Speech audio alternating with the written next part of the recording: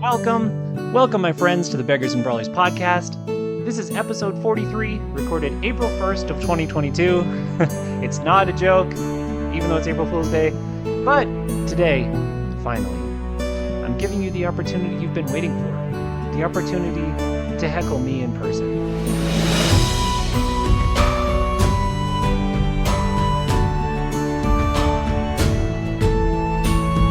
So, what do I mean that you get to heckle me in person? I guess what I mean is that we have all been living inside our houses for the last 2 years, and that means that I have not gotten a chance to get out to cons and meet people in person and heckle or connect or be nerds or whatever we used to do in person as readers and writers. But we still have online conferences, and one that my friend started a couple years ago when the pandemic was fresh is still kicking because the pandemic is no longer fresh, but it is still kind of a thing. And the conference has been awesome. So I am going to be on this conference. I personally feel like I'm going to be all over it. I have a lot of events. I'm sure there's people with more, but I not only have a workshop, I also have a panel that I'm on, another panel that I'm moderating, and a reading from my new novella. So there are a lot of chances there for you to heckle me. So I'm just going to basically tell you about those today because they're coming up in a week's time. And I think they might be of interest. Maybe not all of them, but I have a pretty good idea what they're going to be like. So let me tell you about them. The first one is a workshop that is going to be run by me and only me, but it's going to be interactive. So everybody who talks in the YouTube comments, because this whole con happens on YouTube, will be able to do the thing with me. So the thing is, we're calling it nesting threads. I might call it the plot harp or novel weave. I have a lot of ideas for this because it's a tool that's been stewing in the back of my brain for a long time and that I use every time I start to write a book to help me organize all the things I want to do with it into an outline, because I'm someone who likes to have outlines ahead of time. But the cool thing is, if you're a writer and you're not an outliner, you're somebody who just likes to jump into it, a pantser, as we may call them, or a gardener, this tool is good for you too. So it's an idea that I really like and has worked well for me. And I have thoughts of maybe I should put this on the internet somehow as a book or as a course. And so I thought I'd start that by trying it as a workshop. So it's a tool to take the beginnings of a story or the beginnings of an idea for a story and set it all up so that it never gets boring in the middle. And so that if you know the beginning or you know the ending, it basically tells you how to structure the other one so that it'll feel satisfying in the end and that you never get a lagging, slow pacing middle. It's worked really well for me, I think, unless my books suck. But if they do, you're probably not listening, so maybe you think it works well. Anyways, this will be interesting if you're interested in writing. If you have a work in progress, whether, like I said, you plotted it out ahead of time or you pantsed it, this should be helpful. It's also good for heckling. I'll be paying a lot of attention to the YouTube comments, so you can just come if you want to say what's up. That is going to be on April 8th at 7 p.m. Mountain Time. And I will have a link to it in the show notes that'll take you to the YouTube page, and it'll tell you what time it's happening in your own time zone. So if you're not on Mountain Time and you find daylight time confusing like me, don't worry. YouTube will figure it out for you. So just follow that link. The next day, on Saturday the 9th, I am a moderator for a panel called Prologues or Prolags, which is unearthing the very delicate and opinionated topic of prologues, especially in fantasy, but really in any kind of SFF, because the convention's about science fiction, fantasy, speculative fiction, all of that. And I think all of the genres, but especially fantasy, have an issue with prologues. That they seemed like a great idea for a while, then they started to be abused, and now people are divided on what makes a good prologue, if there is such a thing, and lots of opinions about whether this or that one is good or not. So if you have feelings about prologues and you would like to air them in YouTube comments or hear opinionated authors air them, I will be the one wrangling that discussion and maybe occasionally adding my own 2 cents, although basically I'm kind of a prologue lover, although I do think there are lots of ways to abuse them. So that could be an interesting one, good for people who read a lot of fantasy or people who are writing it, because it's something we need to think about, whether we're just going to disguise it as chapter 1 or call it a prologue. And of course, good for heckling. So there is a link to that in the show notes as well. Later that day, I am on a grief, healing, and hope panel in SFF. I'm just a panelist on this one, so it's the one I'm least worried about because it's the only one that I'm not in charge of. And this is basically a panelist of writers who are in the Alchemy of Sorrow anthology with me, which I've told you about before. And that the Kickstarter is over for it. The book will not go on sale until the fall. So this is not like a sales grab. This is just us realizing that as we wrote these stories, because the organizer had her own very intense encounter with grief and healing and hope, I hope, I think that it's a topic that's underrepresented in fantasy, and actually there's a lot of demand for it. We had so many people interested in this book, far more than we thought, and it kind of told us there is a niche here. There is a desire among readers and maybe among writers to have more of this kind of fiction in fantasy. So we're going to talk about that, about what it's like to write it, why we think we need more of it, maybe some about the anthology, but the panel is about fiction and writing and what we like to read, not about buy my book. So probably good if you're interested in fantasy, especially if you read a lot in the genre and you like to think about like what's new and what's changing in it, because I do think this is an area where the genre is changing to include more diversity of experience than it used to. And I think a lot of people are excited about that. And it's interesting if you're an author too, because obviously you need to keep up with what's going on.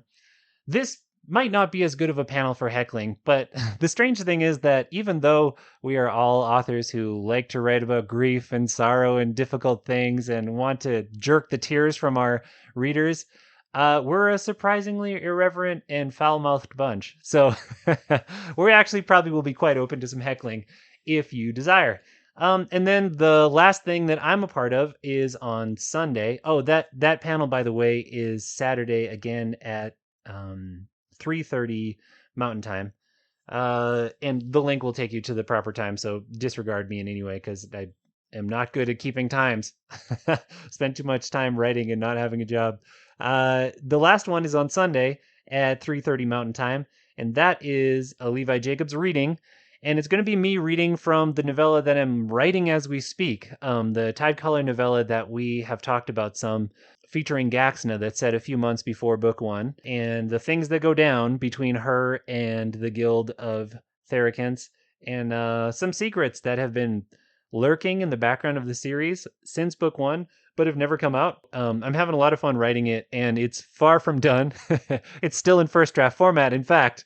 But I don't think chapter one is going to change enough that this reading will lead you astray. But we won't have time to read through the whole novella. And when it's done and all polished and revised and everything, I'm going to give you, my dear listener, the audiobook anyway. So that's coming. But if you're curious about it in the meantime, or if you genuinely want to heckle, this is probably the best chance because it's kind of the event that's focused on me as an author versus as a moderator or panelist or educator.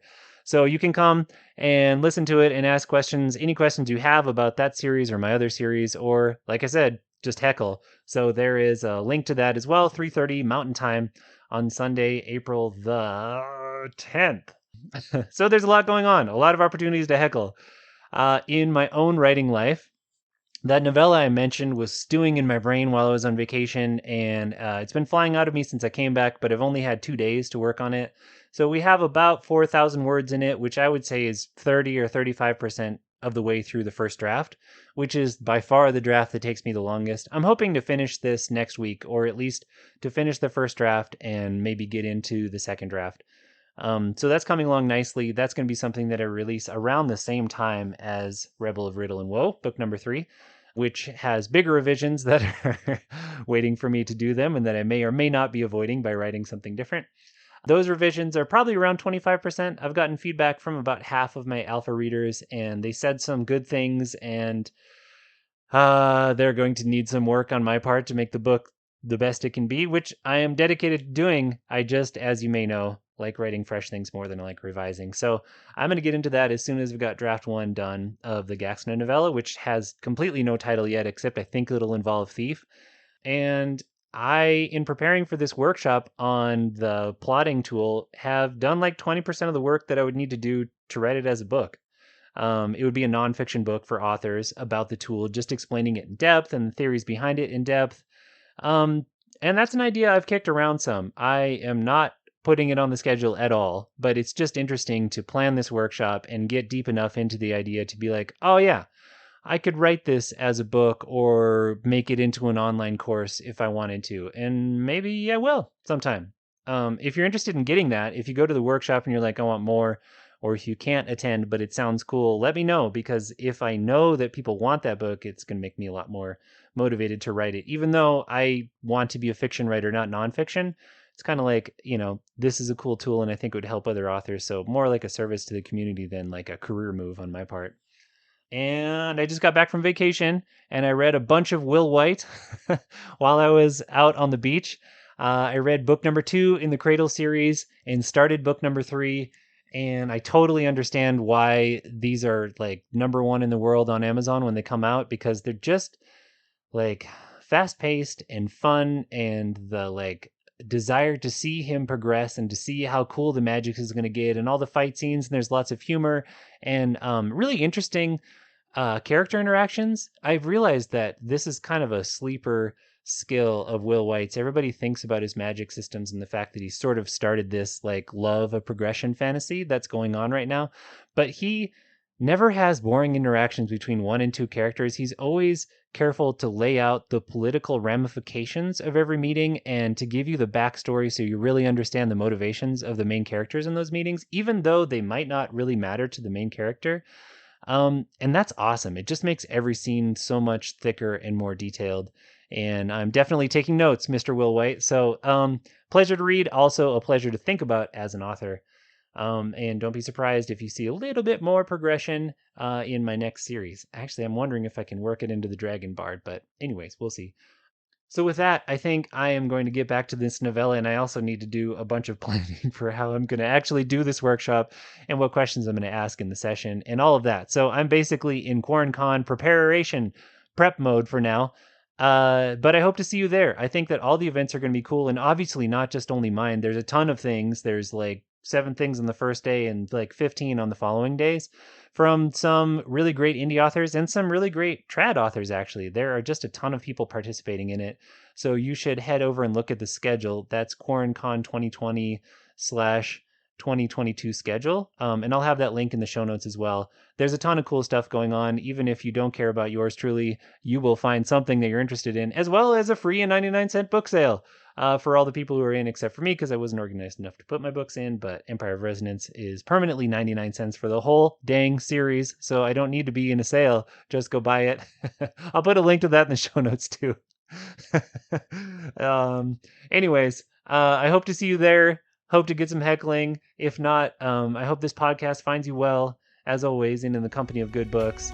Till next time, my friends, read on. For more information on Levi Jacobs and his books, including the award-winning Tidecaller Chronicles, please visit www.levijacobs.com. Or for a free audiobook, only available to podcast listeners, go to www.levijacobs.com/free. Thanks for listening, and read on.